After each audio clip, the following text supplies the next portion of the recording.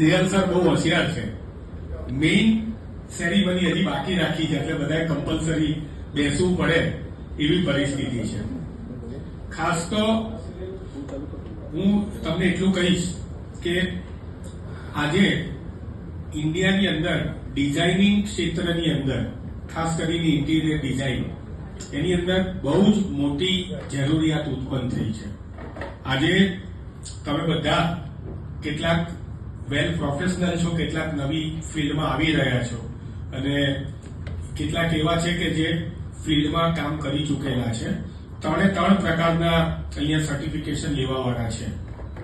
તો આ ફિલ્ડ એક એવી ફિલ્ડ છે કે જે ફિલ્ડમાં બધી જગ્યાએ શિવ ખેરાની એક બુક છે કે યુ કેન વિન, જેની અંદર એવું લખેલું છે કે સફળ માણસો જિંદગીમાં કશું નવું નથી કરતા, પરંતુ પોતાની કામમાં નવીનતા લાવે છે. Successful people doesn't do anything new, they think differently. તો આપણે એ જોઈએ છે કે દરેક વસ્તુમાં, હું પહેલા એમ માનતો હતો, જે જૂના મારી એજના જે છે મિત્રો, મેડમ ઉતારે છે અને બીજા બધા, રસનાનું શરબત આવ્યું હતું, તમને ખ્યાલ હોય તો, રસના વર્ષો પહેલા. એ વખતે શું હતું કે એક રસના ગર્લ હતી, એ પણ અત્યારે એક્સપાયર થઈ ગઈ. એ રસના ગર્લ હતી અને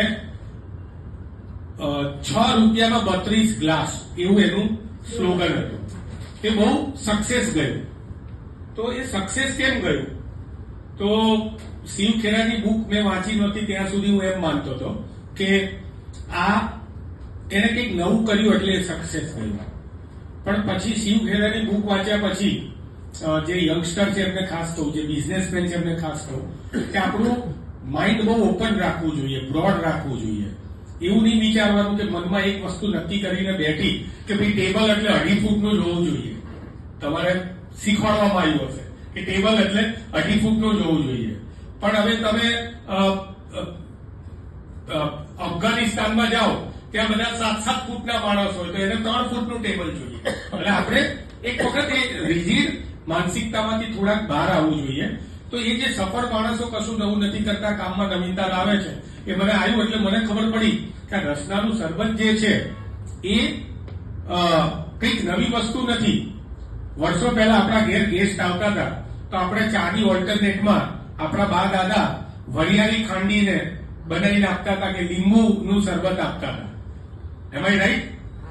તો એ શરબતને રસનાએ ઈઝી કર્યું, એટલે નવા સ્વરૂપે આપ્યું. આપણે એ વખતે પણ જયારે રસના આવ્યું હતું, એ વખતે પણ મારા મમ્મી સિટીમાં કાલુપુર જઈને એસેન્સ લાવતા હતા, લીંબુના ફૂલ લાવતા હતા અને આપણે જાતે શરબત બનાવતા હતા.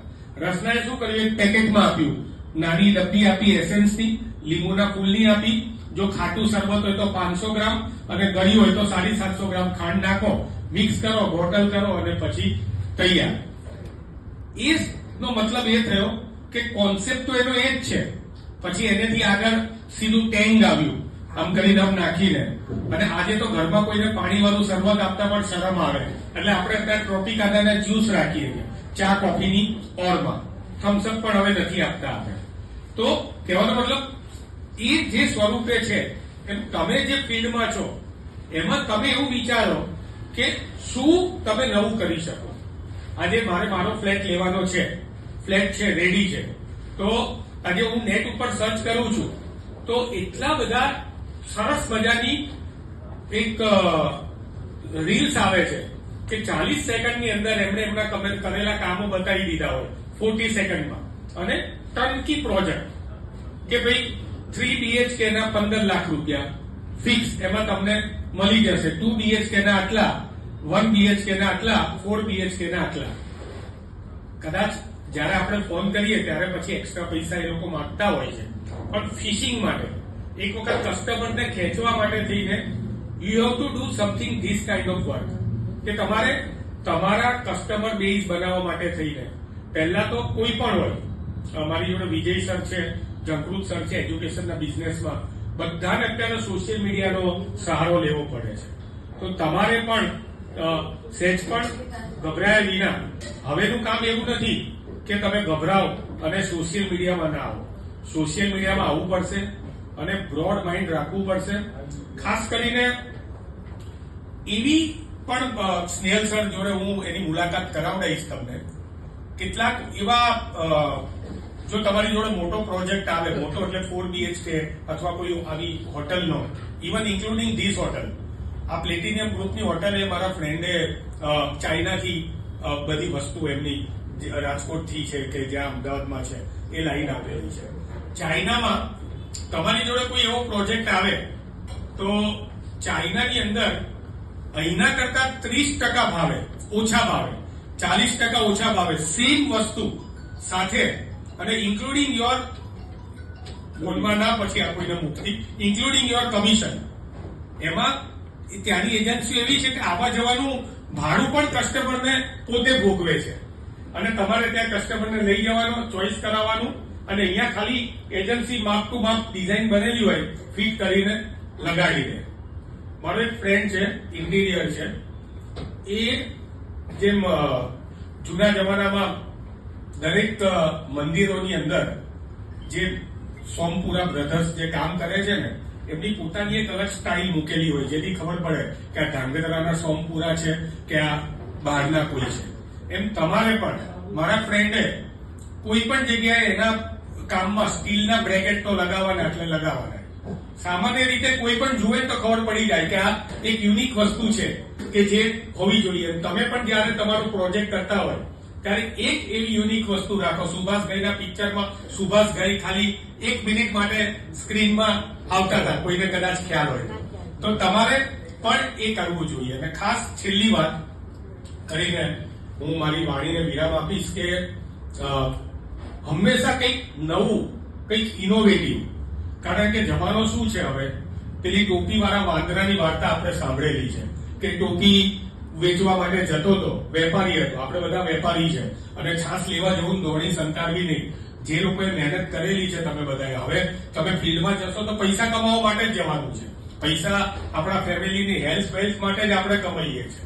પેલો ટોપી વાળો વેચવા જતો હતો, પોટલું હતું ને એને ઊંઘ આવી ગઈ અને ઊંઘ આવી ગઈ અને સુઈ ગયો તો બધાને ખબર છે, મળવામાં આવતું જ તું બધાને, અને હજી આવે છે કે વાંદરાઓ બધી ટોપીઓ લઈને ઝાડ ઉપર ચડી ગયા. તો એ ઝાડ ઉપર ચડી ગયા ટોપીઓ લઈને, એને ઉભો થયો, એને જોયું કે આ તો એને લઈ લીધી, એને આમ કરીને આમ સામે પથ્થર માર્યા તો પેલા ઉપરથી ફળ ફ્રૂટ ખેંચ્યા. એટલે એને ખબર પડી કે સારું આ તો નકલ કરે છે.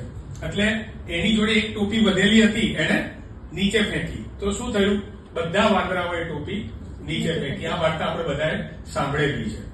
પણ હવે એનેથી વાર્તા આગળ ચાલે છે. માણસ એ સામાજિક પ્રાણી છે. સામાજિક પ્રાણી એટલે તમે ઘેર જશો એટલે તમે કહેશો કે ભાઈ આજે તો મારી દીકરી છે ને તમારી, બહુ સરસ એન્કરિંગ કર્યું, ઘરમાં વાત કરશો તમે કહેશો કે આજે મને એવોર્ડ મળ્યો. અમે લોકો અમારા એસોસિએશનમાં એક વાત કરીશું કે સ્નેહલ સરનું આઈઆઈડી અને નેશનલ કાઉન્સિલ ઓફ ડિઝાઇનને આટલો સરસ મજાનો એક કાર્યક્રમ કર્યો. આપણે કહીએ એમ પેલા ભાઈએ એના ઘેર જઈને એના છોકરાને કીધું કે બેટા આજે તો મારે આવું થયું, વાંદરાઓ આવ્યા, ટોપીઓ લઈ લીધી. એની પત્નીને વાત કરી, છોકરો નાનો સાંભળતો હતો. જમાનો બદલાયો, છોકરો મોટો થયો, ટોપીઓનો ધંધો ચાલુ રાખ્યો, પણ ઇકો કારમાં ટોપીઓ વેચવા જવા માંડ્યો. પેલા પેલો પોટલું લઈ જતો હતો. પણ માણસ સામાજિક પ્રાણી છે. અમારા જાગૃત સર બપોરે રોજ સુઈ જાય છે, હમણાં એમને અત્યારે ઊંઘ જ ચડી ગઈ એવું કહે છે, કારણ કે એમણે બધું આ મારું સાંભળેલું હોય ને એટલે એવું લાગે કે જલ્દી પતાવે ને તો હવે ઘેર જઈએ. તો સામાજિક પ્રાણી હોય એટલે આવું બધું રહેવાનું. તો એને છોકરાને કોરુગેટેડ બોક્સમાં પડેલી હતી ટોપીઓ, સુઈ ગયો ઝાડ નીચે, ગાડી ઉભી રાખી, કાચ ખુલ્લી રાખી. પેલા વાંદરાઓ બોક્સ ખોલીને ટોપીઓ ઉપાડીને લઈ ગયા. છોકરો મોટો હતો અને મોટો થયો એટલે એને તો યાદ આવ્યું કે પપ્પાએ કીધું હતું કે ભાઈ વાંદરાઓ ટોપી લઈ જાય તો શું કરવાનું, આમ કરીને આમ ફેંકવાની. એટલે એને તો બિંદાસ ઉભો થયો, ગાડીમાંથી એક ટોપી કાઢી અને આમ કરીને આમ ફેંકી. 1 વાર ફેંકી, 2 વાર ફેંકી, એકે વાંદરાએ ટોપી ફેંકી દીધી. આવું કેમ થયું? તો આ તો વાર્તા છે એટલે એને પૂછ્યું તો એને શું કીધું ખબર છે? વાંદરાઓએ જવાબ આપ્યો કે તારા બાપ દાદા તને કઈ ગયા હતા ને અમારા બાપ દાદાએ અમને કીધું કે હવે ટોપી ફેંકાય નહીં. ધેટ મીન્સ કે કોન્સ્ટન્ટ અપડેટ રહેવું પડશે તમારે. કસ્ટમરને રેટ આપવામાં, કસ્ટમરને તમે કોઈ પણ વસ્તુ બતાવવામાં, ડિઝાઇન આપવામાં, વાસ્તુ કંઈક એવું ઇન્ક્લુડ કરો. સરનું જેમ પેલું અત્યારે એનર્જી આર્કિટેક્ટ છે, તો ધેટ ઇઝ સમથિંગ ન્યુ. સફળ માણસો કશું નવું નથી કરતા, કામમાં નવીનતા લાવે છે. You can include energy architect, you can include vastu, તમે ટર્નકી પ્રોજેક્ટ ઇન્ક્લુડ કરો. હજી કંઈક નવું તમારા મગજમાં જે ચાલતું હોય એને તમે આની અંદર બહુ સરસ રીતે ઇન્ક્લુડ કરશો તો મને લાગે છે કે ઇન્ટિરિયર તો અથવા ડિઝાઇનર તો ઘણા બધા હશે, પણ તમારામાં એક તમારા કસ્ટમરને ફીડ પેદા થશે. બાકી તમારા બધા માટે સ્નેહલ સરે જે પ્રમાણે આયોજન કરેલું છે, this certificate is very important. તમને ખાલી વાત કરું, નેશનલ કાઉન્સિલ ઓફ ડિઝાઇન જે છે એ ના માટે થઈને આ એનર્જી આર્કિટેક્ટ માટે હું સ્નેહલ સર અને અમે 4 મિત્રો દિલ્હી ગયા હતા. જ્યારે એનર્જી આર્કિટેક્ટના સાધનો લેવાના હતા, એને ખબર પડી કે આ તો એનઆઈડી વાળા સર છે. એમને એનઆઈડી થી જાણતો હતો. તરત જ સરને કીધું કે સર, અમે તો એનઆઈડી ના આ એનસીડી ના તો ચાહક છીએ, અમે પણ તમારી ફ્રેન્ચાઇઝી થ્રુ સર્ટિફિકેટો લીધેલા છે, અત્યારે તમે સીધા આવ્યા છો. બિલીવ નહીં કરો, એમને એવું કીધું કે સર તમારે જે પેમેન્ટ આપવું એ આપો. બધા આર્કિટેક્ટના સાધનો જે લેવાના હતા એને. સવાલ પૈસાનો નથી, સવાલ બ્રાન્ડનો છે.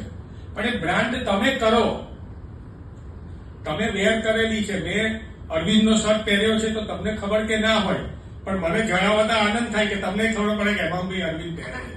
તો તમારે જાતે તમારી બ્રાન્ડ બનાવવાની છે, એસ્ટાબ્લિશ કરવાની છે, અને એના માટે થઈને સરોગેટેડલી તમારે તમારું માર્કેટિંગ પોતાનું પણ કરવું પડશે.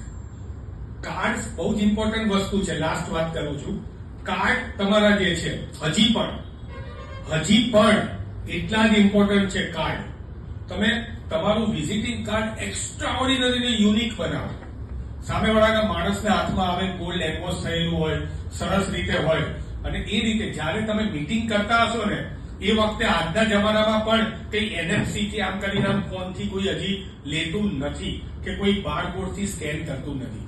ફિઝિકલ કાર્ડ હોય, અને ફિઝિકલ કાર્ડ પણ તમારી કંપનીનું હોય તો તમારે એની રિસ્પેક્ટ રાખવી પડે. જ્યારે સામેવાળાને આપતા હોય ત્યારે આમ કરીને આમ નહીં આપવાનું, બે હાથે તમે એને આપી શકો એ રીતે કાર્ડ, અને સામેવાળાનું લેવાનું પણ એ રીતે. પણ હવે આપણે ગુજરાતીઓમાં કેવું છે, પછી મીટિંગ ચાલુ થાય ને એટલે એ કાર્ડથી આમાં દાંત ખંજવાતા હોય. એવું નહીં કરવાનું, કારણ કે તમારી બધી મુવમેન્ટ જે છે એ સામેવાળો કસ્ટમરને તમે મીટિંગ કરવા જાઓ છો. અને first meeting is very important. First meeting એ એકદમ ઇમ્પોર્ટન્ટ વસ્તુ છે. એક એવો સાયકોલોજીકલ સર્વે થયો છે કે તમારી જોડે જે પણ વ્યક્તિ તમને પહેલીવાર મળે છે અને એ તમારા વિશે જે ધારણા બાંધી લે છે, એ 90% કેસમાં એ જ ધારણા લાઈફ ટાઈમ માટે બંધાયેલી હોય છે. તો પહેલી મીટિંગમાં કપડાથી માંડીને તમે તમારો ડ્રેસથી માંડીને બધી જ વસ્તુ એવી રીતે ચૂઝ કરો કે સામેવાળો વ્યક્તિ જે છે એ તમારેથી ઇમ્પ્રેસ થાય. અને ટાઈમ સાચવવાની વાત ને બધું બહુ લાંબો સમય છે, કારણ કે ટાઈમ મેનેજમેન્ટનું વાત કરું અને સરને 3 વાગે હોલ પાછો આપવાનો હોય તો એને પણ મારે ધ્યાનમાં રાખવાનું હોય. તો થેન્ક યુ વેરી મચ. તમને બધાને ખૂબ ખૂબ આભાર મને સાંભળ્યો છે. Thank you very much.